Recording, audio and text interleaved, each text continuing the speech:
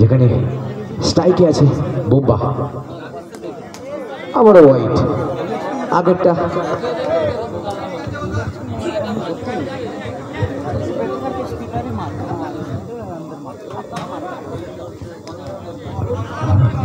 তো বিতর্ক একটা লক্ষ্য করো, এই যে টিমটা ফিল্ডিং করছে, স্টেডে কিন্তু দুটো ফিল্ডার রয়েছে, একদিকে অভয় একদিকে আকাশ। তো এদের মানে বৈচিত্র্য দেখে কি মনে হচ্ছে, এরা কি হতে পারে একে অপরের? অ্যাকচুয়ালি চেহারার কাঠামো পরিকাঠামো দেখে আমি জানি না কতটা ঠিক কতটা ভুল হতে পারে। এরা দুই ভাই। একদম ঠিক, এরা দু ভাই, কিন্তু আমার মনে হয় যে এই হাইট নিয়ে হয়তো একটা অন্য পজিশনে অন্য জায়গায় যাওয়া দরকার ছিল হয়তো। একদম। যাই হোক, কোনো খেলায় ছোট করা যায় না, কোনো সব খেলাই সমান। এবং যাই হোক, আবারও খেলায় ফিরবো। বোলিংয়ে বান্টি সিং। বান্টি সিংয়ের পরপর দুটো ওয়াইডের পর তার ছন্দ কিন্তু ফিরে এসেছে। পরপর দুটো বল কিন্তু খুব সুন্দর করলো। বলে রিচ করিস না, দাঁড়িয়ে দাঁড়িয়ে খেল। কিছু বলো প্রীতম দা। বান্টি সিং দারুণ মাপের একজন ক্রিকেটার আর দলের নির্ভরযোগ্য ক্রিকেটার। তার প্রদর্শন আমরা দেখছি, খুব একটা রুম দিচ্ছেন না খেলোয়াড়কে, ব্যাটসম্যানকে। বলতে বলতে ওভার শেষ হয়েছে। তার নামের প্রতি সুবিচার করেছেন, দলের ক্যাপ্টেনের ভরসা রেখেছেন। কিন্তু যারা জানেন না, যারা আছেন তাদের উদ্দেশ্যে বলি, প্লেয়ারটাকে যখন মাঠে দেখতে ঢুকলো দেখলাম আসছে, যাক বোলার হিসেবে দেখে ভালো লাগছে।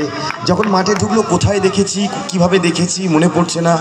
তারপর হঠাৎ আলোচনা প্রসঙ্গে বন্ধু শ্রমিকের সাথে আলোচনা করতে করতে মনে হয়েছে এই ব্যক্তিকে তো কোথাও দেখেছি এবং অন্য রূপে দেখেছি।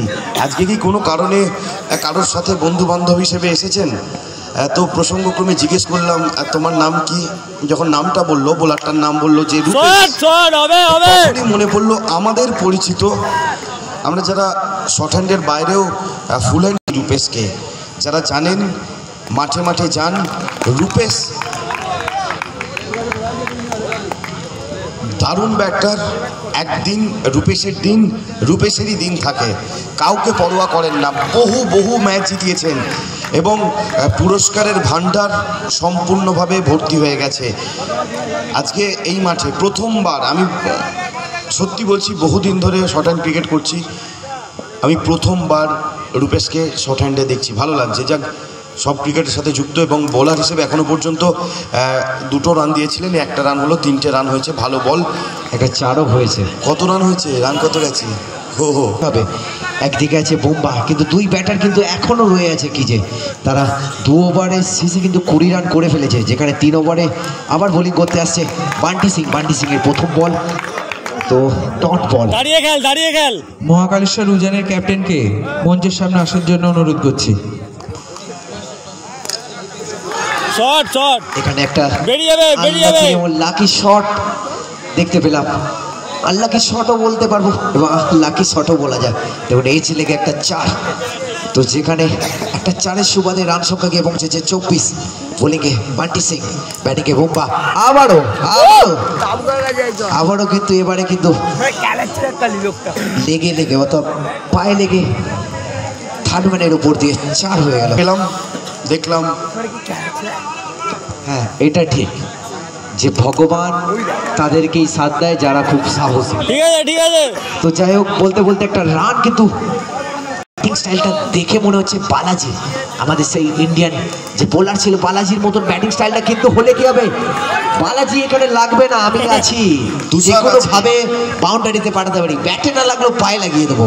যাই হোক, আবারও একটা সুন্দর 4, যেখানে নিজের নয় দলের জন্য 4টি রান তুষারের ব্যাট থেকে। আর বালাজির কথা বলছো, লক্ষ্মীপতি বালাজি, লক্ষ্মীপতি বালাজি, যাই বলি না কেন, আমাদের সেই 17 বলে 43-এর ইনিংস বোধহয় আমরা কোনোদিন ভুলতে পারি। এই যে পায়ে লেগে চলে যাচ্ছে, এই ব্যাপারটা কিন্তু আমরা ফেসবুকে ভাইরাল হয়েছিল একটা জিনিস। একদম লাস্ট বলে, অর্থাৎ 3 বলে 1 রান দরকার ছিল, করেছিল ব্যাটে না লাগিয়ে পায়ে করে বাউন্ডারির বাইরে বের করেছে, সেখানে ম্যাচটা জিতেছিল। তো সেম জিনিস এখানে হচ্ছে না, এখানে কিন্তু খেলতে যাচ্ছে যেখানে বাউন্ডারি। যাগো, এটাও একটা খেলার অঙ্গ, তো যেহেতু বাইরে খেলা আছে। তো বোলিংয়ে জায়ান্ট, আবারও সুন্দর শট, সুন্দর তো দুই ব্যাটার কিন্তু এখনো রয়েছে কি যে এখনো একটা উইকেট পড়েনি, কিন্তু রান কিন্তু